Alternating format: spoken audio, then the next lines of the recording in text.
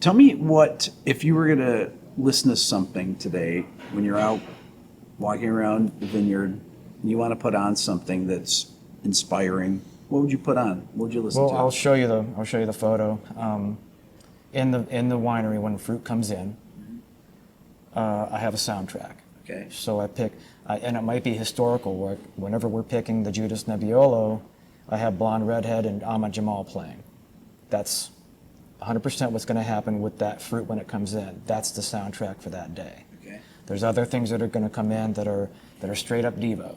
There's going to be things that are going to be Tejano's radio on Pandora, right? So historically, I'll pick the same soundtrack for that wine, so that when we actually present the tasting notes, what we played when that came in, when it was first picked and processed, that's on the tasting notes. But in the cellar, if I'm actually trying to make these decisions, it can't be Metallica. Okay. It can't be Slayer. I'll listen to that when I'm doing cleanup, or if it's like the in-between times, and I just like the metal's going while I'm doing a thing, that's fine. But when I'm actually having to think, it's stuff more like Swans and Low and Tones on Tail and PJ Harvey, Gillian Welsh is a big one on the list. So that's I can think in that space, and there's a little bit of slight sadness to it. So you're also in a melancholy state of mind while you're making these decisions. That's just natural for me. Would you say that that's your natural space as a songwriter, is the melancholy? Yeah. Because your melodies, I always get that from it, and that's why I enjoy your music so much. You have all your early influences and things that pop up that you listen to as a child, but the two albums that I can remember most going, this, in hindsight, 2020 hindsight, going, these albums changed the way that I thought of music, and it was Black Sabbath first album, right, and Joni Mitchell Blue. So those are the ones that kind of like guided what my musical taste. Like, I've listened to a million things over the years, all of it, but those were the ones that I kind of cut my teeth on with understanding that. I came late to Led Zeppelin. I came late to a lot of those other bands, but those are the ones that I remember on Saturday morning over at my aunt's house. My grandfather was a chief of police, constantly in her car, an old Ford Falcon, vacuuming up the pot seeds out of her back seat because he's the chief of police and he can't have his daughter driving around with pot in her car. She's the one going, you got to check this out, Blue. Got to check out Black Sabbath. Those two records really hold up and are as good. To me, both those records always have remained the same. Yeah. They just instantly do. It's the same thing for you, right? They just bring back that. For sure, yeah. And over the years, I've had various vehicles that I drive. Like I've got my truck or my FJ, or I have a smart car in LA because it's easier to park. Parking in LA, Jesus Christ. But I have soundtracks that go with each one, and one of them is Kraftwerk Electric Cafe on repeat, on loop. Or in the truck, it's Black Sabbath.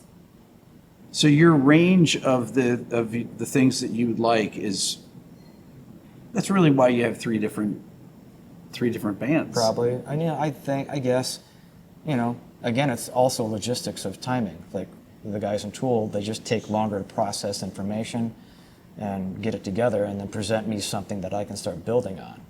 I've made the mistake in the past of trying to build on something that wasn't ready yet. Yeah. And then all the work I put into building on the thing, they changed the foundation. So if I'm trying to decorate the house and then you move where the doors are or move the windows or add a floor, I got to start over as an interior decorator, right? So I have to wait for them to do it. So there's time. I have time to do all these other things in between because I can and I should. The first two Tool records, I think, are 3 years apart, and then there's a 5-year gap or so, and then there's another 5-year gap. That was actually really unusual during that time period for artists to take that long between albums. Yeah, I guess. But you make the music when it's ready. You put it out when it's ready, right? One could argue a little bit of discipline and a little prodding, a little cattle prod or a taser would help move those guys along a little faster, but that's their process. You just have to kind of respect it. It's frustrating. I'm sure they're frustrated with me because they hand it to me and I'm like, it's done. Like, you didn't take any time with it? Yes, I took 50 years. Right. For this reaction to these things. I've been preparing for decades to hear these things and be able to react honestly. And I riff on them, on all the projects. I riff on the thing. I go back. I try to beat the riff. I try to beat the riff again. I actually record words to some stuff and try to beat it. And I usually come back to the first or second stream of consciousness take because that's the jazz part of it. Your first reaction probably was the correct reaction because it's partly conscious but mostly unconscious reaction to the rhythms, having not reacted at all by listening to it for a week or two driving around in the car. Do you ever save your old work tapes or your work? Oh God, no. You destroy them immediately. No, I don't right? destroy them. If I even have them somewhere, I don't know, but probably not. But I don't want to regret not going with that one. Right. You don't want to. This is the you don't wanna think decision we about it made. again. We go this way, not that way. Do you ever go back and listen to any of your records, or once they're done, that's it? It'll come up and I'll listen to them sometimes, especially like when we're going to go back on a tour. Like if we go back out with Perfect Circle, there's going to be I'm going to try to do songs we haven't done. Yeah. So I have to go back and listen to that song and remember not the recording, but what it became while we were doing it live. Because you fixed it. Whatever the nuances were that didn't get caught in the recording, you fixed it. Now I got to remember, listening to the original recording, what that was before we go and dust those off. I did a breakdown of Weekend Powerless on my YouTube channel, and I went back and listened to it yesterday, and that is one of my all-time favorite songs. But that and The Noose, which follows it, is such a great.